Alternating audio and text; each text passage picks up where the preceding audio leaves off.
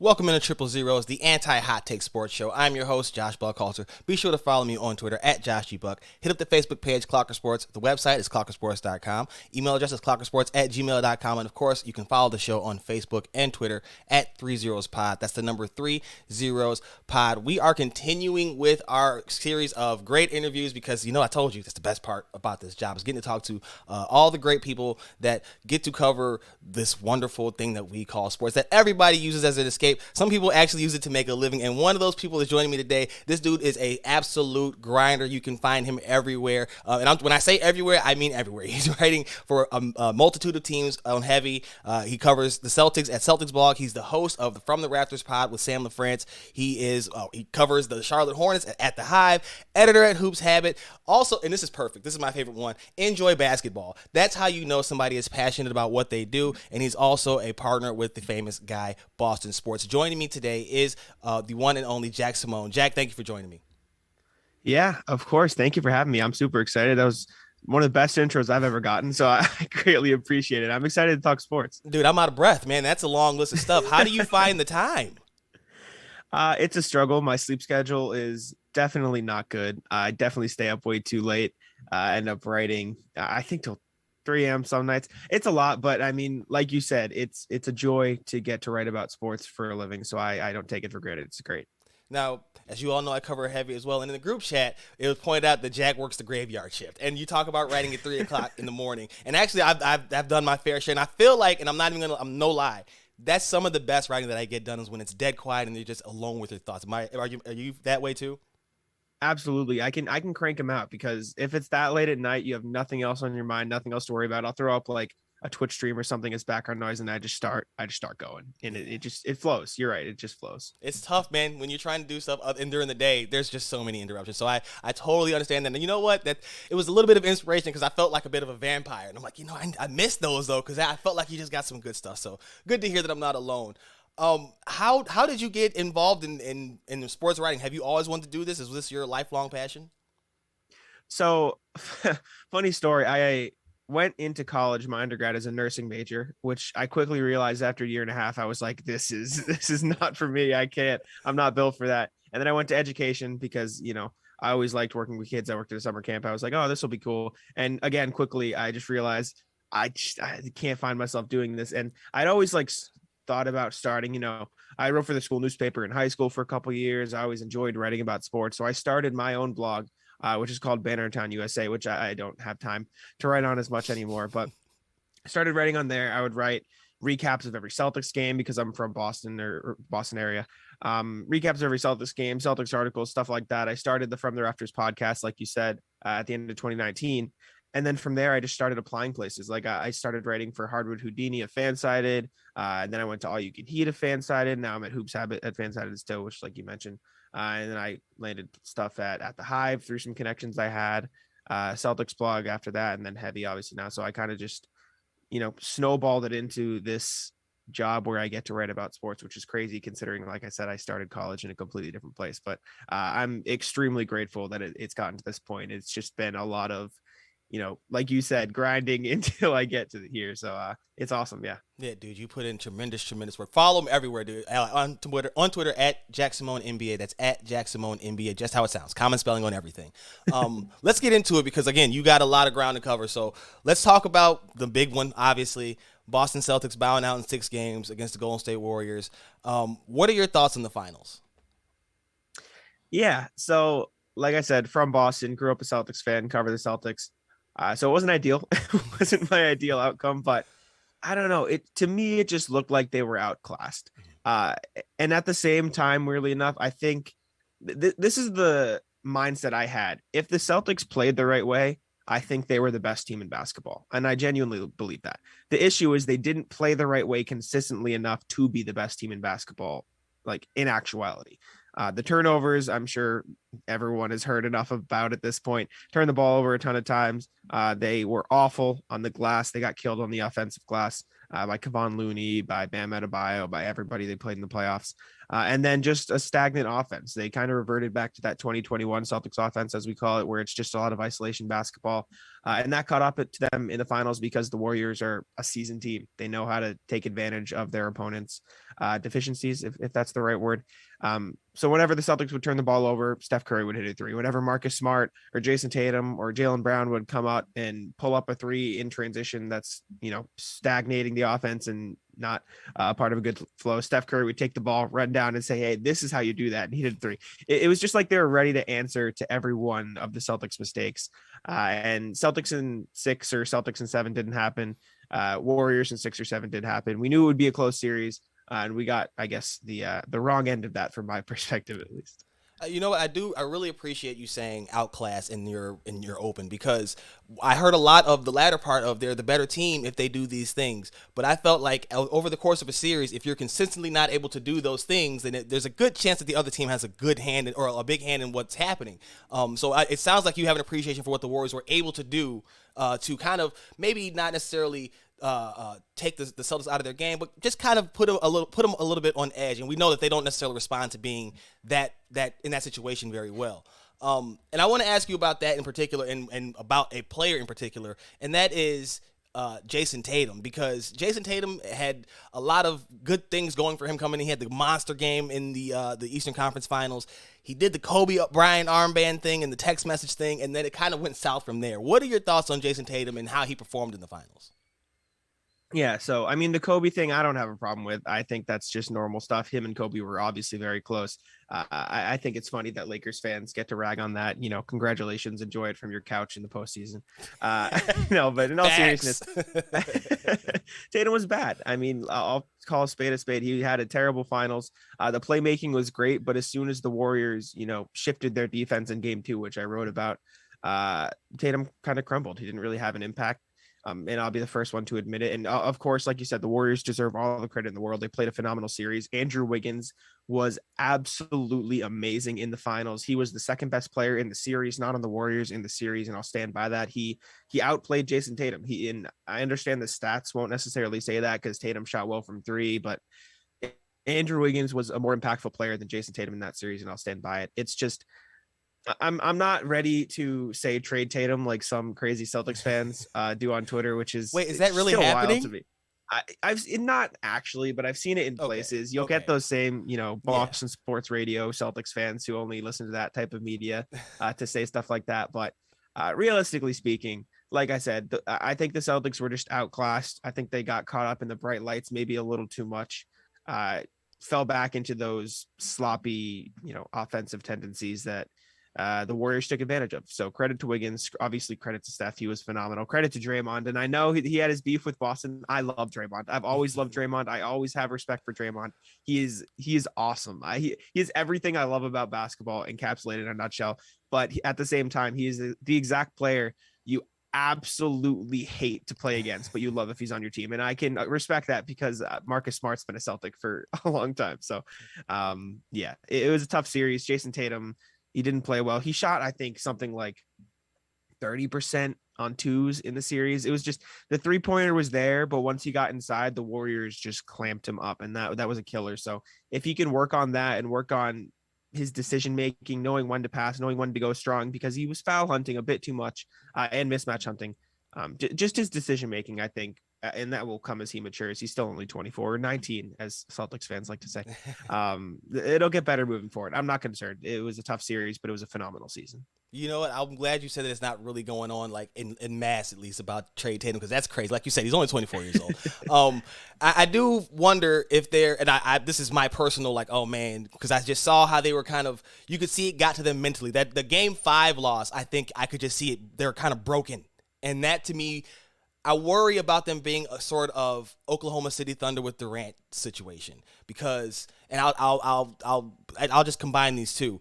Listening to the last podcast, From the Rafters podcast, and you and your co-host got into a back and forth a bit about the path that the Celtics took to get there. And he mentioned that the Heat were not necessarily a real team, and you push back on that. I would push back on him and say that the Bucks were not a whole team. So my question to you is, do you have any worries that the path that they took to get here was a bit misleading and they could have a much tougher time next season? I think it would obviously be tougher with Middleton. I mean, he's a phenomenal player. He's a game changer. I also don't think that necessarily means the Celtics would have lost the series. Um, I think their mistakes may have been exposed a little earlier than they were because the Bucks are a championship caliber team, just like the Warriors are, and the Heat are a championship caliber team too. I'm not slighting them, but they haven't done it yet, so I'm just referring to the others as such. But I think the Celtics have played the Bucks really well in the past. I think Middleton obviously would have changed the series, but I don't think that would have meant the Celtics just automatically lose because Middleton's there. But yeah, it's not going to be easy moving forward. I also don't like the people who, and I'm not that you did this, but you see it all over Bucks Twitter, and I'm still somehow on Bucks Twitter. Even this many months later, I see all these Bucks posts. It's all like, oh, this injury, this injury, that. If you look back to like the last 10 playoff runs that the team has gone through, there's always an injury. Everybody. Like it's always going to happen. I say that every time. I say that all the time. You're right. Yeah. So of course, I think it's going to be harder next year. It's never going to be easier after you've done it already. So I think the Celtics will have to come back stronger, but that's the beauty of having a team this young still. It's crazy to still say that after 5 years of Tatum and Brown, or however many years it's been of them being together, but Brown's still 25, Tatum's still 24. I think the numbers are like LeBron didn't win his first title till he was 26. Giannis didn't do it till he's 26. Tatum has theoretically 2 more years, although ideally you would like to not wait that long and him have done it already. But I'm not worried. It'll obviously be tougher, but I'm fully confident that they can get back to this point. So as we know, a lot of fan bases especially love to say, let's develop our own guys. But as you know, you cover sports, so it doesn't always work out. In fact, it rarely works out that way.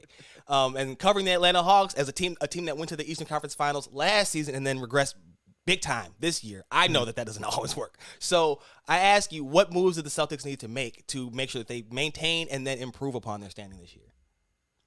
Yeah, I'm of the belief that I don't think they have to do much. The one thing I think they really need to do is get just 1 or 2 more playable players. And when I say playable, I mean playable in Ime Udoka's scheme. Like, they have to be defensively sound and they have to be able to shoot the 3-ball. The guys I always point to, one of the Martin twins, I think would be just the perfect fit as that 10th guy on the roster, Cody or Caleb. Obviously, I cover the Hornets a bit, so Cody would be my ideal guy because I saw how impactful he was on defense last year. But just 1 or 2 more playable options, because when you get to the finals and Derek White, Peyton Pritchard, and Grant Williams are all having a cold night from 3, which happens, that stuff happens. Your next option is Aaron Nesmith, who hasn't really panned out to be much. And after that, it's Sam Hauser, Malik Fitz, who are all cool dudes, but they're just not NBA ready in the sense that they're ready to contribute in the finals. So I think you get 1 or 2 more playable players and you run it right back, because you're going to have the internal development of Tatum, of Brown, of Grant, of Pritchard, because even the bench is young still.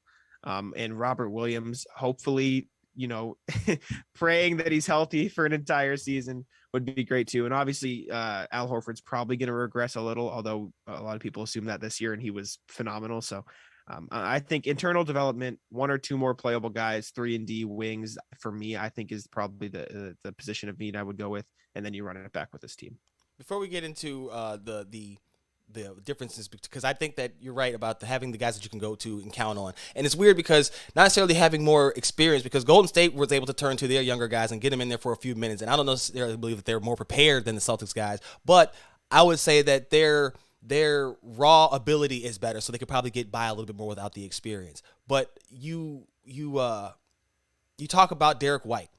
What happened? Because he was like a world beater the round before and then just crashed back. And someone with Al Horford too. What happened with those guys? Yes. Yeah. So Derek White talked about that a little bit in his exit interview. He said, I was great in game 1. And after that, it kind of trailed off. I'm going to work on more consistent tendencies with my jump shot this offseason. So I don't know if it was just his mechanics are fluctuating from jump shot to jump shot, or he's just not a consistent jump shooter in general. But I think the Warriors deserve a ton of credit for that, because in that first game where you saw all these guys have that huge impact, and obviously the quotes from Draymond, oh, they're not going to do it again. The Warriors stopped doubling Tatum. Mm-hmm. The first game, they sent so much help at Tatum on the drive that he had 13 assists. He was able to kick out to these 3-point shooters, especially in the fourth quarter, and they nailed the shots. After that, the Warriors stayed home. They played one-on-one against Tatum. And there was this stat that I found. I forget if it was after game 4 or game 3, But against Nemanja Bjelica, Jayson Tatum was shooting 0 for 5 in the series. He was getting clamped by Nemanja Bjelica, which just can't happen if you're a star player. But the Warriors adjusted so well that they were forcing Tatum to go one-on-one. And because of his struggles in the series, he just wasn't able to do it as much. And then in turn, you kind of saw Horford's production shut down. You saw Derek White's production shut down. You saw Grant Williams become a nothing as well. So the Warriors defense deserve a ton of credit, but at the same time, the Celtics need to get better at doing different things. You can't just depend on Jayson Tatum driving kicks for the entirety of the postseason. You need to get multiple looks in the paint, multiple driving kicks. That's the offense that's going to work. Don't get me wrong. Like that is the bread and butter of Boston's offense, but it has to be multiple driving kicks. It has to be working for a better look than just the first three you get off of that initial action. So credit the Warriors, but at the same time, the Celtics need to do a better job of running and creating different looks on offense. Real quick on Tatum again, you talked about him being locked up by Bjelica. Do you think, I know last year he played a little bit more four. Do you think that he needs to go back to the four to take more advantage of mismatches? Because he's not the most explosive athlete. He's more of a smooth guy, but he can get around some more of the lumbering fours that do play. Do you think that would be a better switch for him going forward? I think it could be, but I think the double big man lineup, which the Celtics ran this year, is what makes them so unique because Robert Williams, the way they played him wasn't really as a center. He was more of the power forward, as weird as that sounds, because Al Horford guarded the big guys because Williams is so skinny. So he played the corner a lot. So maybe it could benefit Tatum, but I think if he works this offseason on his quickness, on his moves, on his decision making, then he'll be fine as a three. He can play both, and the Celtics ran a lot of one big man lineup, so I think he spent some time there anyways. So I think he'll probably spend some time there next season anyways, but I think they'll probably run back the double big lineups. And if Tatum, like I said, he works, he should be fine at the three. Okay, and is Marcus Smart your point guard of the long-term future? Absolutely. I think so. If you look down the line at the Celtics, I don't think it's a coincidence that this is the iteration of the team that went to the finals for the first time. I wrote an article for Heavy, and it was a Eastern Conference GM, I think, an honest one, who said that the Celtics essentially failed Marcus Smart by not letting him be a point guard. You think about it. What's the one thing all Celtics fans complain about Marcus Smart? He shoots too much. So let's play him at shooting guard. It was always backwards logic, realistically speaking. If you want Marcus Smart to shoot less, you put the ball in his hands more and you let him generate the offense more. So if anything, as crazy as it sounds, I think you need to give him the ball more next year, because for the first half of this season, right, when the Celtics were bad, they were rolling out Dennis Schroeder, Marcus Smart lineups, and Marcus Smart was playing off the ball again. And look at that. They're a 500 team. Marcus Smart gets the ball in his hands more. Boom. They're a good basketball team. I don't think that's necessarily the only reason why. Obviously, they were much more connected on defense. Their offense came around, and that's why the Celtics made this run. But over the years, Marcus Smart came into the league. Rajon Rondo was there. He was the shooting guard. Then there was this brief little stint where it was Avery Bradley, Marcus Smart backcourt. But then Isaiah Thomas came right in. He was the point guard. And then Danny Ainge went chasing for Kyrie Irving. And once Kyrie Irving left, Danny Ainge swooped up the first big name point guard he could find, Kemba Walker. So Marcus Smart was a shooting guard again. And then, Dennis Schroeder came in, and I was not a Dennis Schroeder fan. He just wasn't a good fit on the Celtics. I think Marcus Smart is the perfect point guard because in this version of the NBA, in this era, I don't think you necessarily need that modern day point guard. You look at all the teams around, like Stephen Curry is one of the greatest point guards of all time, but he's not a pass first guy. Obviously, he's a shoot first guy. The Heat, I guess, are the first team you can think of where they have sort of a pass first guy at this point, Kyle Lowry, but he struggled. He's reaching up towards 40. So I don't necessarily think they need a pass first guy. The only pass first point guard in the league left is probably Chris Paul, right? And the Suns are good, but you have Devin Booker and you have this great offense that he generates. But I don't think it's necessary to have a pass first point guard. But at the same time, I think Marcus Smart is a point guard. I think he did a phenomenal job. Obviously won defensive player of the year. I think it's the perfect fit next to Tatum and Brown, letting him run the offense, because he really is a calming presence for the Celtics, as chaotic as he is on defense. He brings them back in and he smoothly runs the offense. He makes good passes, even though he did struggle with turnovers a bit in the finals. He was great all season, and he is the point guard, to answer your question in a long-winded way, that I want to run with moving forward. No, that's a perfect answer, because I felt like there were moments where he kind of let the game get away from him, but you're right. He is the calming presence. He's kind of a barometer for how they're going to play that game. When he's locked in and focused and dialed in, that's the way the rest of the team plays. So I definitely agree with that. Another season as the point guard, knowing he's the point guard, will probably help with him being more comfortable and making better decisions with that. On to Ime Udoka. What did you think of him in his first playoff run? What did you like? What did you dislike? I mean, he's awesome. I was a big Ime fan throughout the entire season. There were a lot of fire Ime people at the beginning of the year, like just an absurd amount. And they were the same people who were saying fire Brad, which is like, my co-host Sam agrees with this, and this is something we always say. Blaming the coach is just the weakest argument ever, unless it's Jim Boylan, who we don't talk about. Whoa! Oh! I'm sorry. Growth plate. I'm sorry. Growth I'm plate. sorry. No, yeah, Ime was great. I think the postseason was good, and obviously he has to get experience, but he has plenty of time in San Antonio as experience. But as the head guy, this was obviously his first postseason run. And I mean, he took him to the finals. There's literally not much more you can ask for. The little much more would be winning it, but he was 2 games short.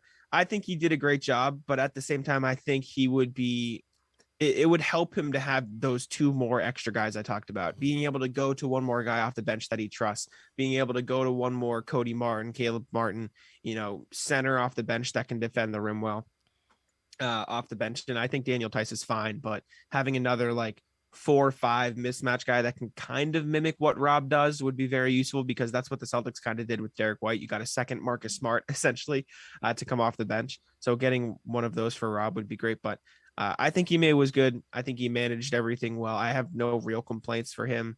As far as the postseason goes, I saw some people saying like, "Oh, let Tatum play 48 minutes in the finals. Let Jalen like just run him the whole game." And like maybe they pointed to Jimmy Butler playing 48 minutes in Game 7 or whatever. Like I understand, but at the same time, that's not really like there's nothing you can do. Like I just don't think blaming Ime for why the Celtics lost is fair, because they kind of did it to themselves. So I think another offseason, more seasons gelling with this team, they will only get more connected.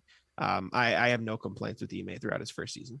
I tell you what, people talking about playing 40 some odd minutes, 48 minutes in their first deep run like this, going to the finals.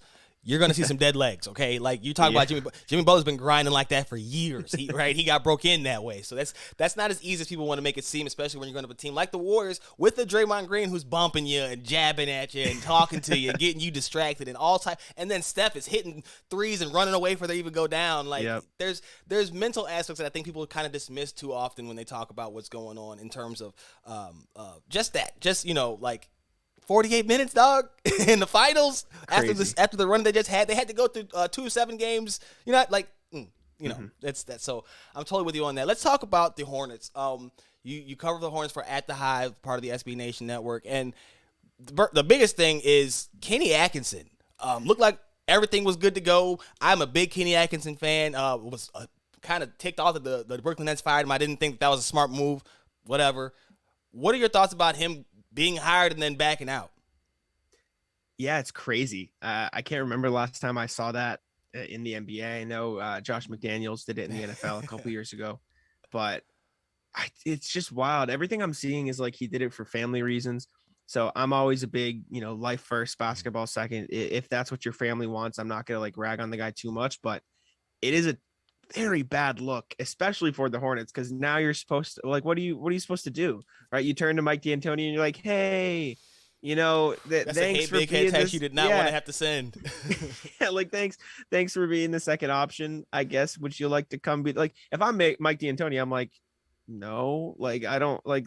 I'd rather be an assistant somewhere I was wanted. So you kind of have to restart the coaching search, and I think there are definitely some guys you can look to who would relish in the opportunity. I think the Hornets should hire somebody like Ime Udoka, who has never been a head coach before, somebody who is a player's guy who can put in a good defensive system there. Off the top of my head, I mean, just because I'm a Celtics guy, Will Hardy, I think would be a phenomenal option. I think I'm blanking on the name. Johnny Bryant in New York, I think would be another good option. I saw that on Twitter today. Just some of these young, hungry coaches who can connect with that team, obviously, who has probably some, I don't want to say personality issues, but it seems like the Hornets can be disconnected at time. Like LaMelo Ball is worried about LaMelo Ball. Miles Bridges is worried about Miles Bridges. And in a way, that's what the Celtics dealt with for a couple of years. So that's not a bad thing. It's just because you're a young team and they're so worried about being the stars. And if you get a coach that can bring them together and get them to understand, hey, that will come if you win and play as a team. I think that's what they need. So I think they, realistically speaking, need something like Ime Udoka, need something like one of these young coaches that can come in and bring the team together. So I would look away. And I think Kenny Atkinson would have been a great option for that because we saw what he did in Brooklyn. And I agree with you. I don't think he should have been fired from that job in the first place. But I think you need to look towards one of those player development guys to come in. And realistically speaking, I don't really agree with the firing of James Borrego in the first place. I thought he was fine. I thought it was a bit premature. But now that he's gone, I think you need to bring in a player development guy, someone that can get them to commit on defense, commit on offense. I mean, they have a phenomenal offense as is, but if they can bring them together a bit more, I think the Hornets could be scary. Obviously, the LaMelo Ball is great. So, yeah, I would go for youth over experience in that case. Yeah, you know what? And if you're getting a guy like Ime Udoka, as these final shows, you can't go wrong grabbing off the Pop tree, right? Getting a former player that coached under Pop or knows somebody that knows Pop. Like that's kind of where you want to go about it.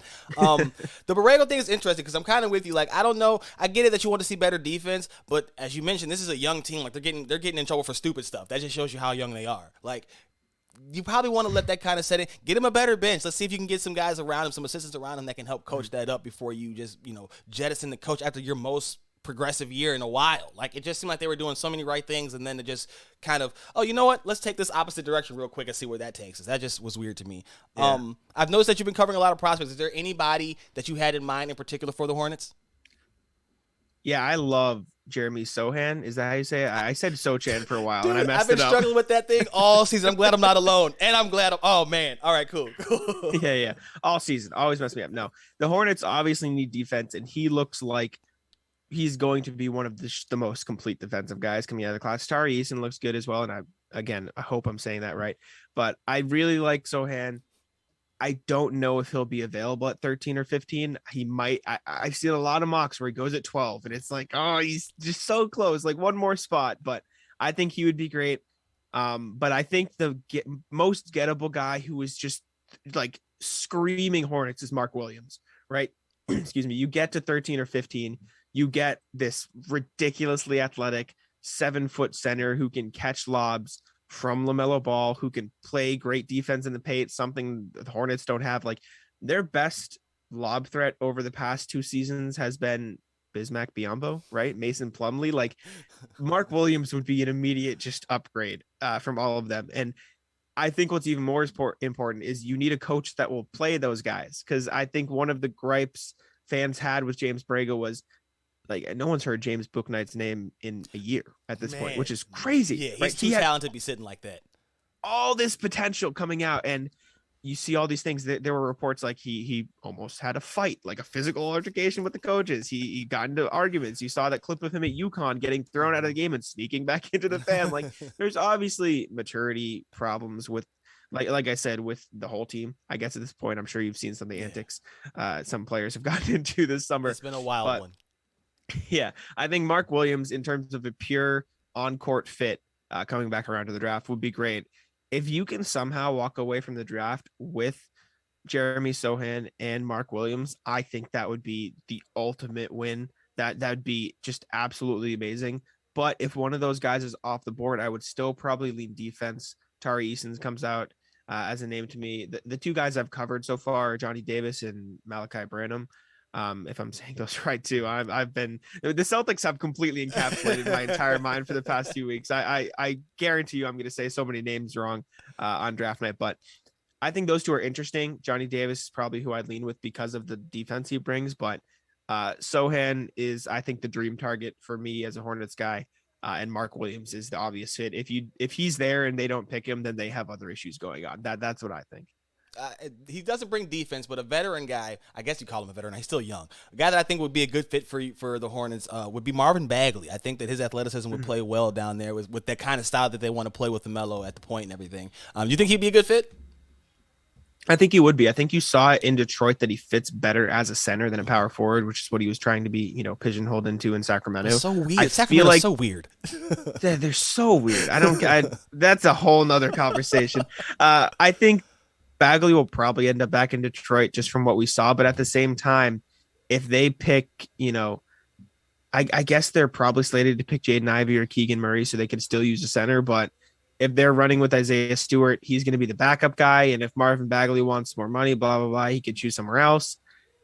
It's weird. I guess I've always just kind of assumed he'd go back to Detroit, but if Charlotte could get him, I wouldn't hate that at all. I think he'd be a good fit. I think he could be a lob threat. Obviously, there's the defensive question marks, Yeah. but They don't play I defense don't. anyway. Yeah. They don't. Yeah, if you're just not going to play defense, then you might as well go all in on that. I did see some talks of the Bulls maybe getting into discussions for a PJ Washington, but that was like just mentioned. It was just thrown out there into the ether. Do you think that there would be a swap there at all for Vucevic? For Vucevic, I don't know if the Hornets would necessarily be interested in that just because of their timeline. I feel like they'd rather get a young center. You know what? I'm going to go back on that. I think it would be smarter for them to go with a young center. Mm-hmm. If they want to do the route of let's compete right now, then maybe, but I would hope they would just stick with draft Mark Williams, trade for Rashawn Holmes or Jakob Poeltl or somebody, and run it that way. I mean, that defense with Vucevic also in it, it when just I saw gives me it, a headache. when I saw it, I was like, man, they want to improve on defense. Like, I don't think they want to just be It's like, you know, wild. we're gonna pigeonhole ourselves into this bad defense. That's what we're gonna do. Yeah, it didn't make much sense. Yeah. But I just had to ask because you are the guy who would be tapped into both sides of this to know. Speaking of, let's cover some of this Bulls stuff that we had. Just got word from Mark Stein that interested teams are being informed of Zach LaVine's return. This was always the most likely scenario, wasn't it? Yeah, I don't. I understand the rumors of, oh, he's going to go here. Obviously, you're going to explore options if you're an unrestricted free agent for the first time. But it always just kind of made sense that he would return to Chicago, right? They can pay him the most money.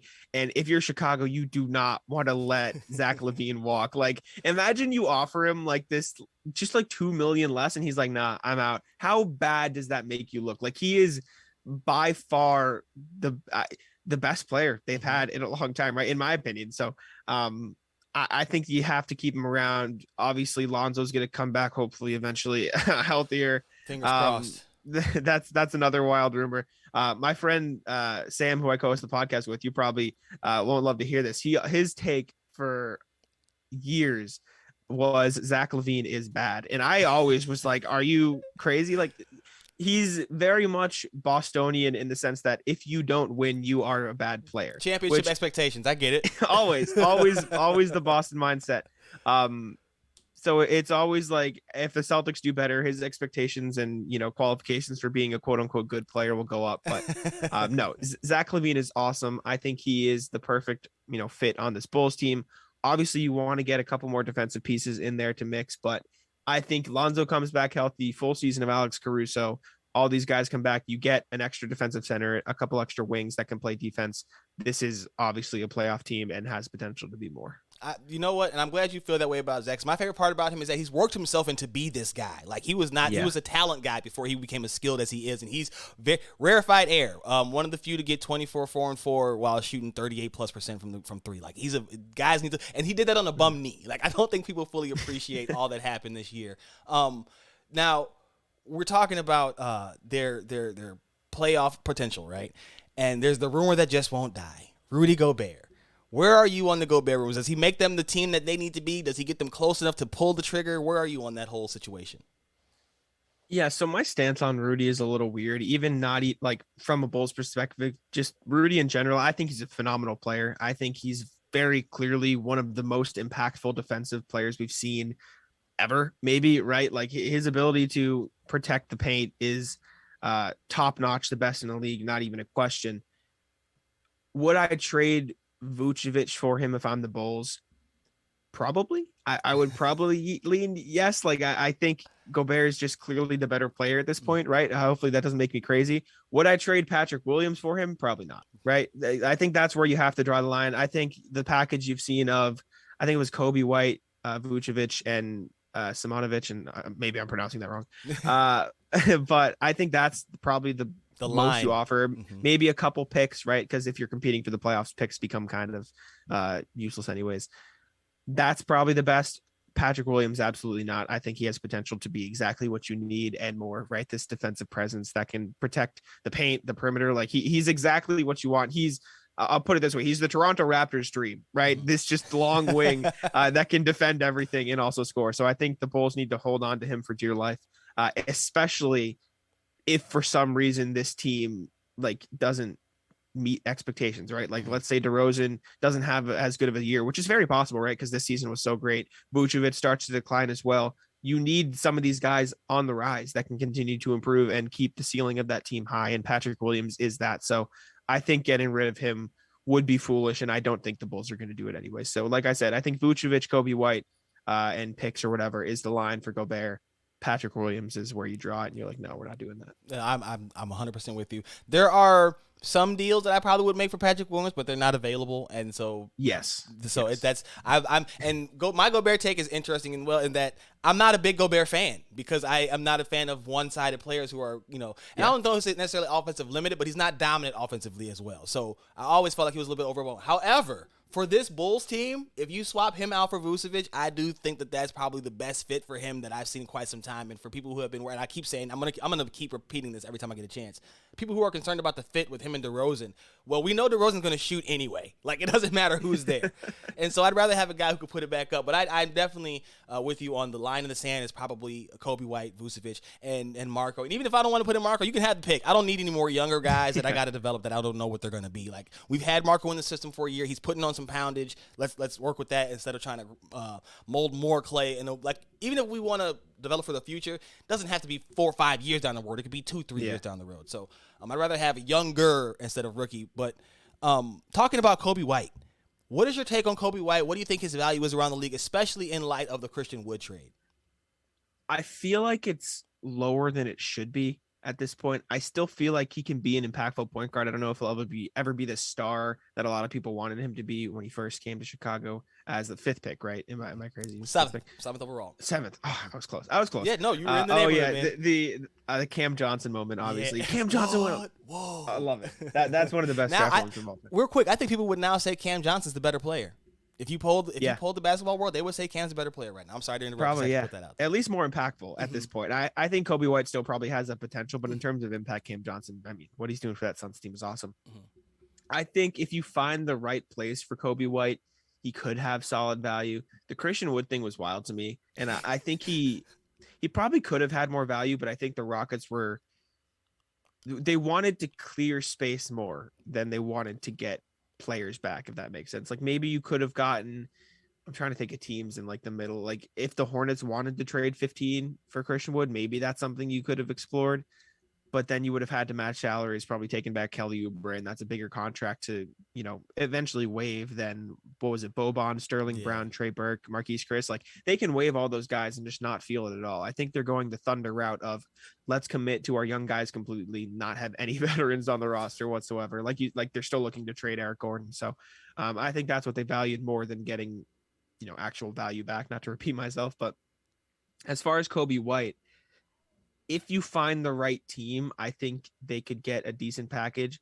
I don't know if they should just dump him. That seems kind of wasteful at this point. Like the one thing I pointed out writing for Hoops Habit, I don't know if the Knicks would be interested. If Mitchell Robinson did want to leave, if they wanted to do a swap of Mitchell Robinson for Kobe White, I feel like that's a realistic trade that could probably help both sides, right? You've seen all these rumors of the Bulls connected to Mitchell Robinson specifically, but even in general that they just want a defensive center in the paint. And I think Robinson can be that. And obviously the Knicks are just always searching for a point guard. So if you get Kobe White in there to come off the bench or hopefully crack Tibbs' rotation, which is absurd at this point, I think that could be something. But outside of that, I think you have to find a young team that's willing to give Kobe White the minutes he needs to develop, and hope one of those teams has a player in return that can be impactful for the Bulls. Off the top of my head, I can't think of any right now. And I think it's harder because of the salary, right? You don't find many impactful players for that much money, and you do have to match that. But I think there can be value there to find for the Bulls if they strike the right deal with the right team.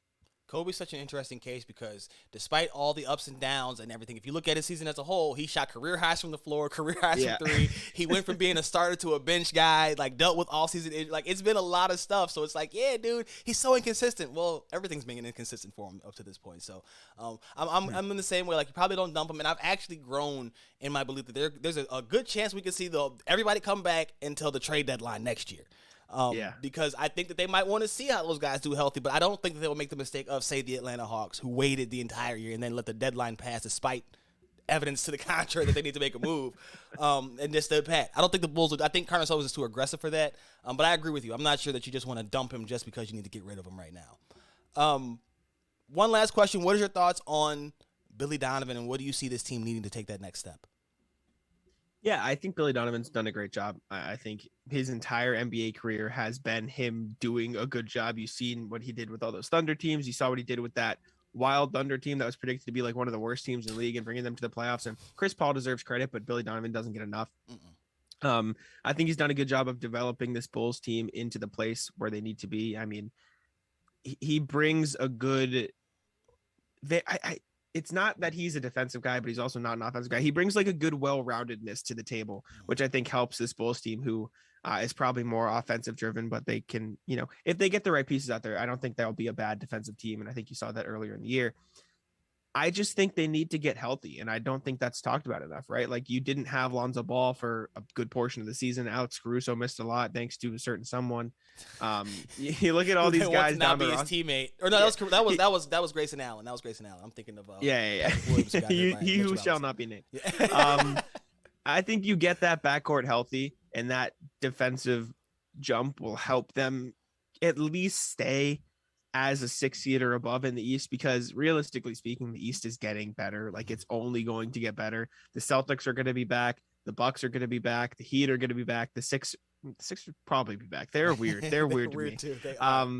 But the East is constantly getting better. The Hornets are on the rise. The Hawks are on the rise. All these young teams. Maybe this is a hot take for me. I think the Pacers are going to be really good very soon. Like, that's a hot take. But I think you get Lonzo, Alex Caruso back for the full season. You sign, even like I said for the Celtics, I just point to the Martins because I love their game.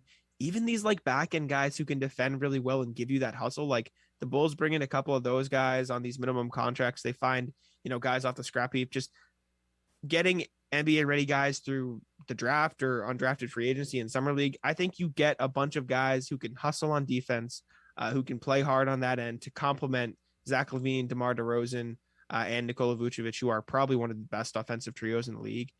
They'll have a really good chance to do good things and probably surpass expectations, in my opinion.